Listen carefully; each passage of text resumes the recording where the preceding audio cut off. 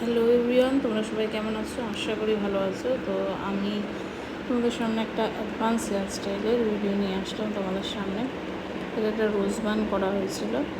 তো ফ্রন্টে সেকশন করে নেওয়া হয়েছে, আর পিছনে বলতে বুফন ক্রিয়েট করা হচ্ছে, দেখতেই পাচ্ছ।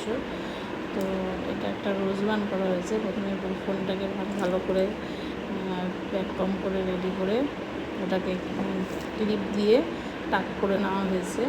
তারপরে পিছনে যে হেয়ারটা ছিল সেটাকে করা হয়েছে একটা স্টাফিং ক্রিয়েট করে, তারপরে ওর উপর বেস করে ওর উপরে রোজটা করা হয়েছে। তোমরা স্টেপ বাই স্টেপ দেখতেই পাবে। এই যে দেখতে পাচ্ছ, এখানে বুফন ক্রিয়েট করা হচ্ছে। তো বুফনটা যাতে নিট অ্যান্ড ক্লিন হয়, সেই জন্য হেয়ারটাকে ঠিক করে প্রিপেয়ার করে নেওয়া হচ্ছে। যেটুখানি কাজ করা হবে সেটুখানি নিট অ্যান্ড ক্লিন করলে সেটা দেখতেও ভালো লাগে, ক্লায়েন্টেরও ভালো লাগে।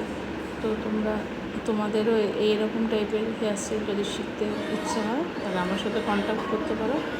আমার কন্ট্যাক্ট নাম্বার প্রোফাইলে মেনশন করা আছে, তাও আমি আরেকবার আমার কন্ট্যাক্ট নাম্বার বলে দিচ্ছি। আমার কন্ট্যাক্ট নাম্বার হলো 8599988838।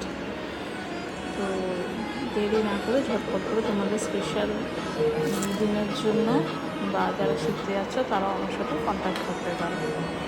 চলো দেখো, হেয়ার স্টাইলটা করছে তোমাদের সামনেই, দেখতেই পাচ্ছ। দেখো এখন বুফন রেডি করার প্রসেসিং চলছে।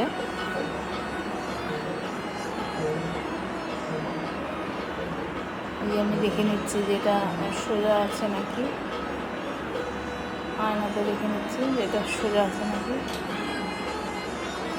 এবার আমরা ফ্রন্টে অ্যাডভান্স হেয়ার স্টাইল করবো, ফুলিং তুলবো যতখানি সম্ভব নিট অ্যান্ড ক্লিনভাবে। ডামির হেয়ারে একটু প্রবলেমই হয়, ডামির হেয়ারগুলো একটু অন্যরকম হয়, আর অরিজিনাল হেয়ারগুলো একটু অন্যরকম হয়।